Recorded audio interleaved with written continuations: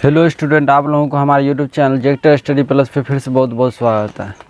तो आज का जो वीडियो है ये यूनिट 3 है एनसीईआरटी का। ठीक है, तो इसका सबसे पहले हम लोग थ्योरी जानते हैं, उसके बाद एक्सरसाइज 3.1 से स्टार्ट करेंगे। ठीक है, आप लोगों को पता होना चाहिए पहला चैप्टर जो है संख्या पद्धति वास्तविक संख्या और दूसरा चैप्टर बहुपद, ये दोनों ख़त्म हो चुका है।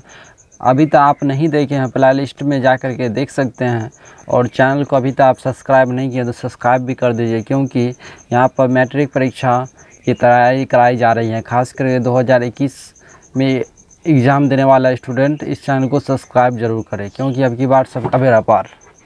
तो चलिए वीडियो को स्टार्ट करते बिना देर के। तो चैप्टर का नाम है दो चर वाले रैखिक समीकरण। दो चर वाले रैखिक समीकरण किसे कहते हैं? Linear equation into variable.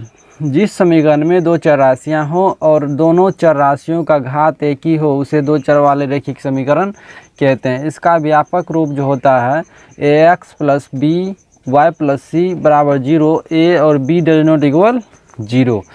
जैसे 2x माइनस 3y बराबर कितना हो जाएगा? 13 हो जाएगा, और 1x minus 5y 7x minus 5y बराबर 18 etc। ये सब क्या है? दो चर वाले रैखिक समीकरण। ठीक है, उसके बाद आगे बात करते हैं दो चर वाले रैखिक समीकरण का हल। ठीक है, दो चर वाले रैखिक समीकरण का हल x और y के उन मानों का युग्म जो समीकरण को संतुष्ट करता है दो चरों में रैखिक समीकरण का हल कहलाता है। जैसे 2x माइनस 3y, तो LHS 2x माइनस 3y बराबर 17 है, तो LHS बराबर 2x माइनस 3y। तो यहाँ पर अपने मन से x बराबर 4 लिया और y बराबर -3 रखने पर तो आप देख सकते हैं कि RHS ये जो है 17 आ रहा है, ये 17 आ रहा है। तो इस प्रकार से जो है हम कह सकते हैं कि अतः x बराबर 4 और y बराबर -3 दिए गए समीकरण का क्या है? हल है। ठीक है, आगे बात करते हैं दो चर वाले रैखिक समीकरण के अनेक हल हो सकते हैं। ठीक है, नोट में दो चर वाले रैखिक समीकरण के अनेक हल हो सकते हैं।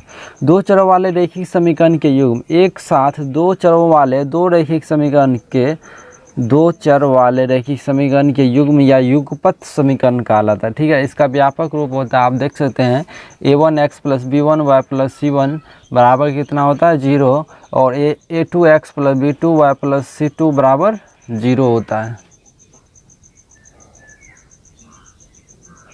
उसके बाद जो है जैसे कि 2x माइनस 3y बराबर 13 एवं 7x माइनस 5y बराबर 20, ये क्या? युगपत समीकरण।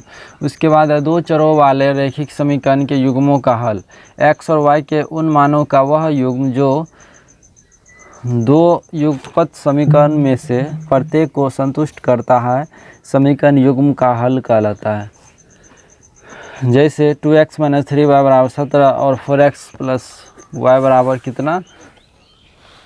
13। समीकरण 1 और 2 से इसको हल करेंगे, आगे हम बताएंगे हल करने के लिए। ठीक है, अभी फ़िलहाल आप लोग थ्योरी जान लीजिए। ठीक है, जो कि सवाल में यूज होगा, वहाँ बताएंगे तो आपको समझ में नहीं आएगा, इसीलिए अभी यहाँ बता रहा हूँ। ठीक है, तो रैखिक समीकरण के युग्मों का हल दो विधियों द्वारा निकाला जाता है। ठीक है, पहला आलेखीय विधि, दूसरा बीजगणितीय विधि। तो आलेखीय विधि ग्राफिकल मेथड, दो चरों में एक रैखिक समीकरण युग्म का ग्राफ दो रेखाएं निरूपित करता है। ठीक है, आप लोग याद रखें बिल्कुल। ठीक है, जिसमें से पहला जो हो जाएगा, पहला हो जाएगा यदि दो रेखाएं एक बिंदु पर प्रतिच्छेद करती है तो वह बिंदु दोनों समीकरणों का एक और केवल एक हल होती है। ऐसे समीकरण युग्म को अविरोधी या संगत समीकरण कहा जाता है। ठीक है, इसका ग्राफ आलेख कुछ इस प्रकार से आप देख सकते हैं। उसके बाद है बी नंबर में कि यदि दो रेखाएं समांतर हो तो समीकरण युग्म का कोई हल नहीं होता, ऐसे समीकरण को विरोधी या असंगत समीकरण कहा जाता है। ठीक है, इसका ग्राफ आलेख नीचे है। ठीक है, उसके बाद सी नंबर में है कि यदि दो रेखाएं समपाती हो तो उनके अपरिमित रूप से अनेक हल होता है, ऐसे समीकरण को आश्रित समीकरण कहते हैं।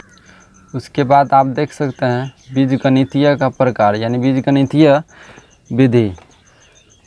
Algebraic method. रैखिक समीकरण युग्म को हल करने के लिए निम्न बीजगणितीय विधियाँ। पहला है प्रतिस्थापन विधि, दूसरा है विलोपन विधि या लुप्तीकरण विधि या फिर इसको निराकरण विधि भी बोलते हैं, तीसरा है तुलनात्मक विधि, चौथा वर्ज गुणन विधि। ठीक है, तो आप यहाँ पर देख सकते हैं प्रतिस्थापन विधि क्या होता है।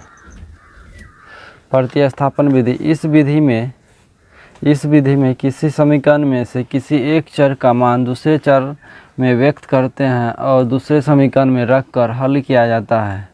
ठीक है, जैसे आप देख सकते हैं x + y बराबर 14 और x - y बराबर 4 है, तो समीकरण 1 और 2 मान लेंगे और समीकरण 1 से x का मान निकाल लीजिए। ठीक है, समीकरण 1 से x का मान निकल गया 14 - y बराबर, तो इसको समीकरण 3 मान लेते हैं।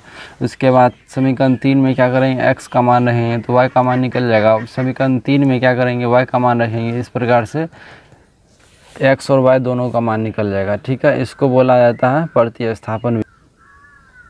इसके बाद नेक्स्ट है विलोपन विधि। इस विधि में दोनों समीकरण को ऐसी संख्याओं से गुणा किया जाता है कि ताकि किसी एक चर का गुणांक समान हो जाए, फिर जोड़ या घटाव द्वारा दूसरे चर को हल किया जाता है।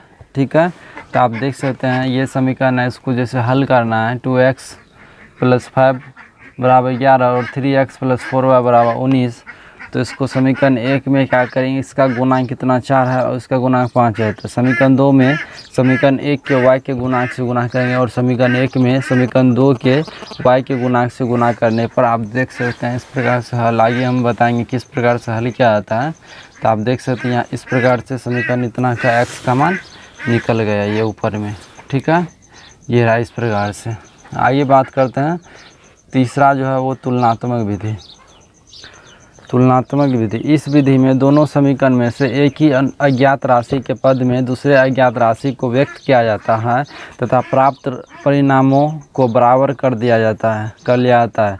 जैसे 2x + 5y बराबर 11, 3x + 4y बराबर 13। ठीक है, समीकरण 1 और 2 से इस प्रकार से आप हल कर सकते हैं। इसको देख रहे हैं, तो इस प्रकार से जो है दोनों को बराबर कर दिया जाता है। आगे बताएंगे हम किस प्रकार से आप जो है इसको सॉल्व कर। ठीक है, तो जैसे x y इतना निकला और y बराबर ये इतना निकला, देख सकते हैं। उसके बाद है वर्ज गुणन विधि।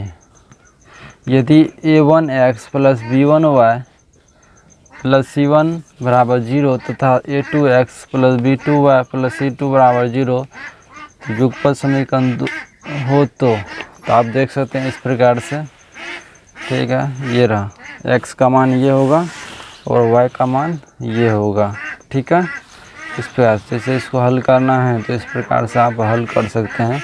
इसको हल करने के लिए आगे हम बताएंगे किस प्रकार से हल किया जाता है। ठीक है,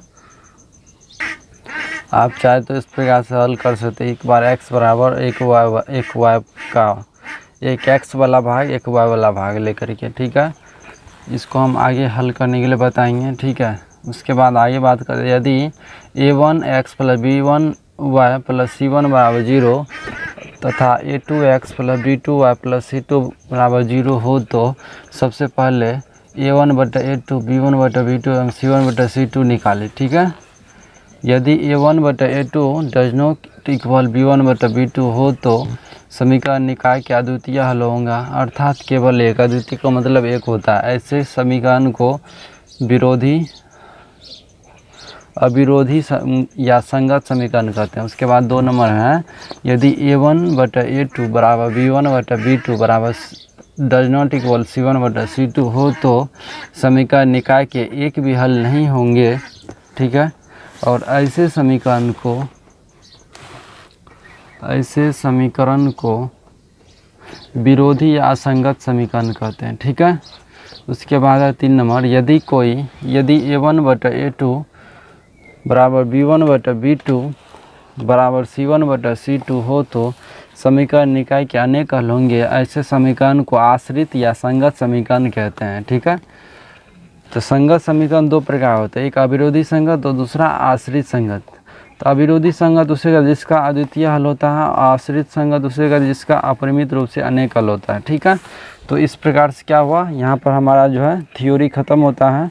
अब चलेगा नेक्स्ट वीडियो में। ठीक है, वो प्रश्नावली 1.3 से स्टार्ट होगा। ठीक है, तो अभी तो हमारे चैनल पे आप नए हैं, सब्सक्राइब नहीं किए हैं तो सब्सक्राइब कर लीजिए, साथ ही बेल आइकन को भी प्रेस कीजिए और नीचे डिस्क्रिप्शन में जाकर के व्हाट्सअप